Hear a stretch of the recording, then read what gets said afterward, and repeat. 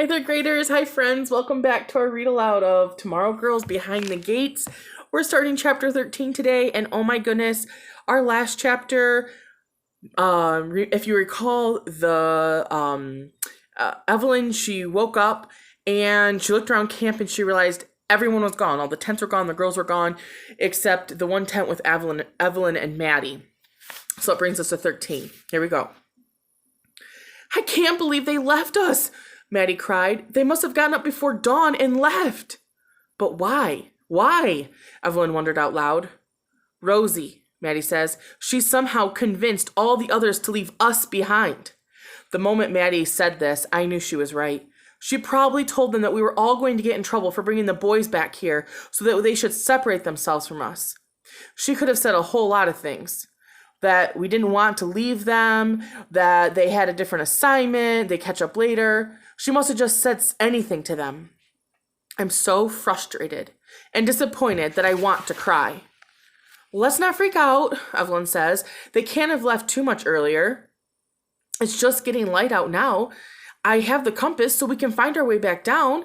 We might even get back to school before they even do. I don't know how they're going to manage without having a compass. Excuse me. Evelyn rummages in her backpack. I know it's in here somewhere, she murmurs, digging around more and more frantically. What's the matter? I ask her. The compass, Evelyn says. It's gone. Rosie must have taken it with her. So how are we going to get back then? Maddie asks. I don't know, Evelyn admits. I have no idea. 15 minutes later, we were packed up, Maddie and Evelyn's tents, and we were looking into the woods, and we're starting our hike.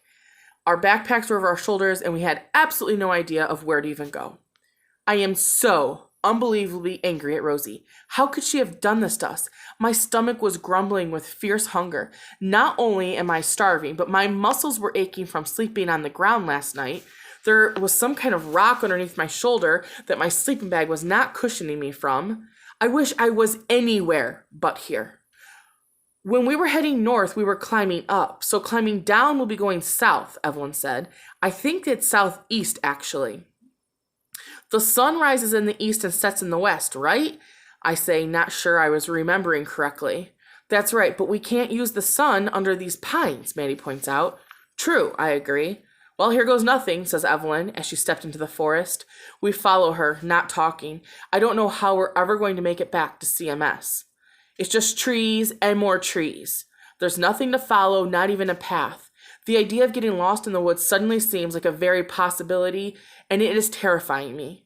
We have no food, and we have one tent between the three of us. Listen for the creek, I suggest after a while. Maybe we can figure out our way from there. At least we always will have water.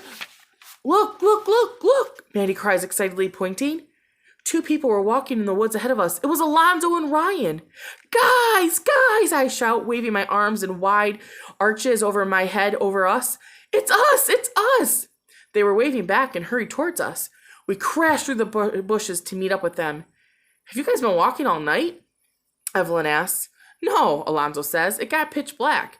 Even with this little flashlight, we couldn't even see where we were going, so we had to just sleep under by a rock. You didn't even have sleeping bags, Maddie says. Yeah, tell me about it. Tell me about it, Ryan says, stretching his back. It was so cold out last night, too. Hey, do you still have the compass that I gave you? Evelyn asks. Ryan and Alonzo nodded, and they show her. Yeah, we were following it down now. You want to hike together? Sure we do, Maddie suggests. We are totally lost. Well, where's the rest of your group? Ryan asks. We begin to walk as we tell them how our group just ditched us. Did they really do that because of us? Ryan asked. Yeah, I'm pretty sure. Yeah, I answer. Rosie can't stand the idea that we might get in trouble for taking your food. I think she's nuts, though. You guys were lost. So should we have just walked away and left you guys stranded in the forest? I don't think that would have been the right thing to do, would it? Oh, totally not, Ryan says. If Rosie gets there first, I wonder what she's going to say to Mrs. Brewster, Evelyn worries. What explanation will she give of why we're not with the group? This has been worrying me, too. Maybe she'll wait for us before she goes into the cafeteria, I suggest, despite the way that she acted last night. I just can't believe that Rosie would completely betray us. Still, the evidence isn't in her favor. After all, she did leave us to get lost in the woods. Or has she? Hey, everybody, I alert them. Check this out.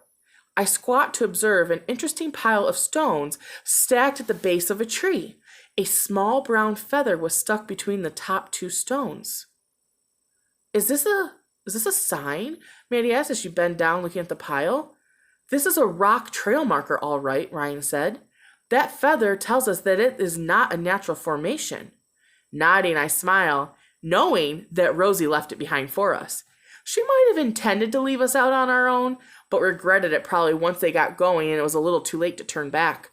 Or maybe she did intend to mark the trail all along. She just wanted us to get back at us for meeting up with Alonzo and Ryan.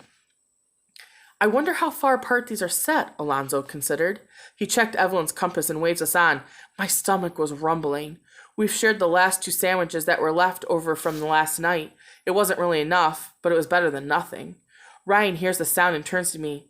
We each had our last bag of chips this morning, he said. Sorry, there's nothing left. All right, we'll just keep an eye out for berries, I guess, Maddie says. I love berries, Ryan says. I love them on top of great apple cobbler, he added. Don't talk like that, Evelyn pleads. I don't want to think about food. We've been walking only about 10 minutes, and then we found the next rock formation. Good, said Alonzo. We are going the right way. Everybody, watch for signs that other people have walked through here. Look for footprints, broken branches, stuff like that. Looking down, I see a mark in the dirt. It was a sneaker print. Hey, I announced. Cool, said Evelyn. Let's keep going. We hurry on until we see the CMS building through the trees. There was still a huge distance, but we were there. I was flooded with relief at the sight of them. Almost home, Ryan says. If you want to call CMS home, Maddie said sourly. Right now it's home enough to me, Ryan replied. I'm happy he said it so I didn't have to. I agree, absolutely. I'm so happy to see it. We have to get around the lake, but you guys, you can go straight ahead, Alonzo said. I see another rock formation right there. We looked to see it too, and on our way back it was all laid out. Alonzo then handed Evelyn her compass back. She reached out for it and then hesitated. Can you find your way back without it? She asked. Yeah, this path is pretty easy, Ryan stated confidently. We come this way all the time. Wait, you do? I asked. I thought coming out here was forbidden. It is? Well, I guess it is, but so what? Ryan said with a laugh. Why do you risk it then? I asked. Just to look around, just to see what's going on over here, Ryan said. It's mostly the fun of sneaking out and getting back in without getting caught. Evelyn takes the compass from Alonzo. Well, we better get back, she says. We might be able to catch up with the rest of the group if we hurry. Good luck, Ryan says, as he and Alonzo then walked away. We wave and then we head towards the next little rock pile we found. Is anyone else besides me nervous about what might happen when we go back? Maddie asked. No, nothing's going to happen, I say, sounding confident and upbeat, but I was totally lying. I'm as nervous as maybe she is, and maybe even more.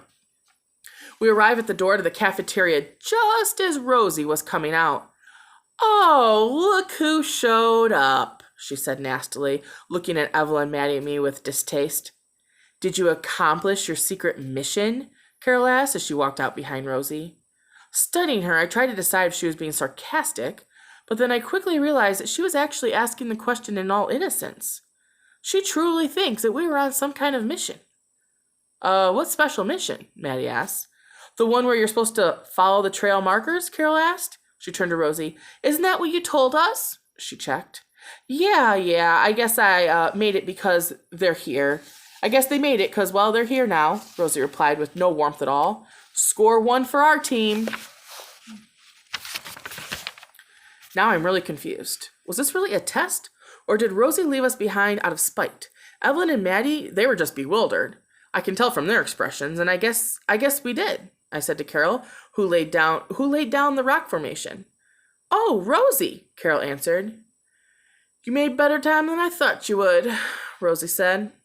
Well, we had a little help from our compass-carrying friends, I think, but I didn't say it. Let her believe that we managed this all on our own. We have the rest of Sunday free, Carol tells us as she heads down the path. I can't wait to get in the shower, and then I'm going to sleep right through to tomorrow morning. Oh, that sounds wonderful, Evelyn agrees. Rosie sees her friend Mary walking towards her without even giving us a wave. Maddie hisses an insult under her breath, but Rosie doesn't seem to hear it. I can't stand her, she says, more loudly this time. Rosie never comes up to the suite as the three of us were unpacking and cleaning up. After showering, Evelyn disappeared into her room, and Maddie had already fallen asleep in our room, waiting for Evelyn to come out of the shower. She was on the top bunk, still wrapped in her bathrobe. I figured it was better just to let her sleep. On my way to the shower, I stopped by one of our tall windows and peered out through the bars. Rosie was playing soccer in the lawn with the same group of athletes that she was friends with from the very beginning. Seeing her there and knowing that she's purposely avoiding being in our room made me feel emotions that I really can't identify.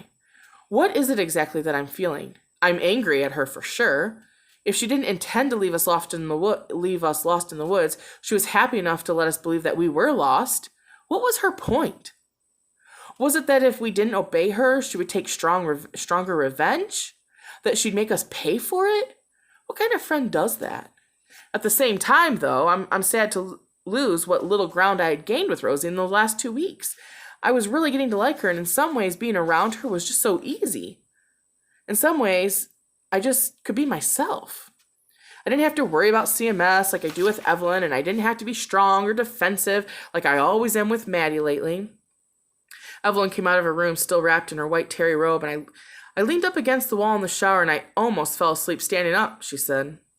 Rosie was playing soccer with her friends down there, I said, reporting, nodding towards the window. She's nuts, Evelyn said, with a wave towards the window. I'm setting my alarm for dinner time and I'm sleeping until then. Good idea, I say, as I head in to take my shower.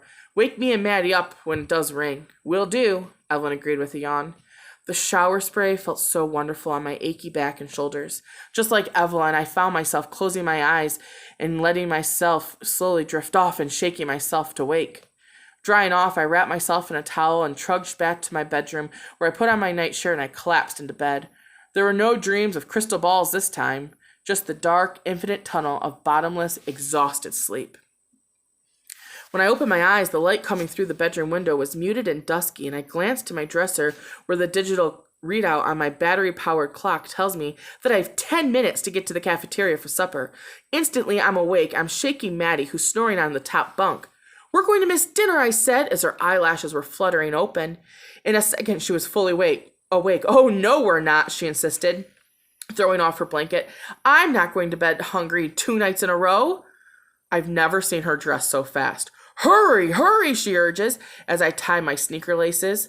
Before leaving the dorm, I go across to Evelyn's bedroom to check that she hasn't overslept. I knock loudly, but I get no answer. I ask Evelyn to wake us, I complained. I guess she already went ahead? She must have forgotten, Maddie said. I suppose so, I agree. Try not to be too annoyed at that now. Everyone makes mistakes, I remind myself. When we reach the cafeteria, Maddie and I get our food and we sit down together. Rosie's with her sporty friends and doesn't even glance at us. Rosie's not sitting with us anymore, I note as I lift my fork full of rigatoni and tomato sauce to my lips. Who cares, says Maddie, who's completely involved in her macaroni and cheese. Do you see Evelyn? I asked, scanning the cafeteria. Maddie answered. She puts her fork and starts cranking her neck around to look at the different tables. Strange, she says. It is, I agree. Maybe she's in the bathroom as we eat. I keep watching for Evelyn, but she never appears. Emuel approaches our table. Madeline Ballinger, she checks, looking at Maddie. Maddie doesn't have any classes with Emuel, as I do. I nudge Maddie's leg underneath the table. Yeah, that's me, Maddie says. And Louisa? Mrs. Brewster would like to see the two of you in her office when you're finished eating. A knot formed in the pit of my stomach. Do you know why? I asked with an uninspected scratchiness in my voice. I suddenly feel sure that Rosie had turned us in for our supposed misbehavior on the overnight trip. Emuel didn't answer my question. Just finish your meals and head to her office, she says. Underneath the table, Maddie grabs my wrist nervously. I'm sure she had thought the same thing about Rosie. We'll be right there, I managed to tell Emuel, although I'm full of anxiety that I have to choke out the words. Yes, right away, Maddie adds as she gets up and goes to return her tray. We weren't really done eating, but we were definitely now not hungry anymore. What if Mrs. Brewster decides to send us home? I would hate that so much. Of course, Maddie wouldn't mind. She would probably be glad, and Evelyn, she might be even happy about it too. Thinking of Evelyn, though, makes me glance around the cafeteria just once more to search for her. Where is she? And that brings us to chapter 14, which is going to be for next time. I wonder what's going to happen when they go into Mrs. Brewster's office. There's so many different things that, the different approaches that could be taking place. And I do wonder where Evelyn is. Something for you to ponder about. All right, my friends, I will see you next time and have a great day.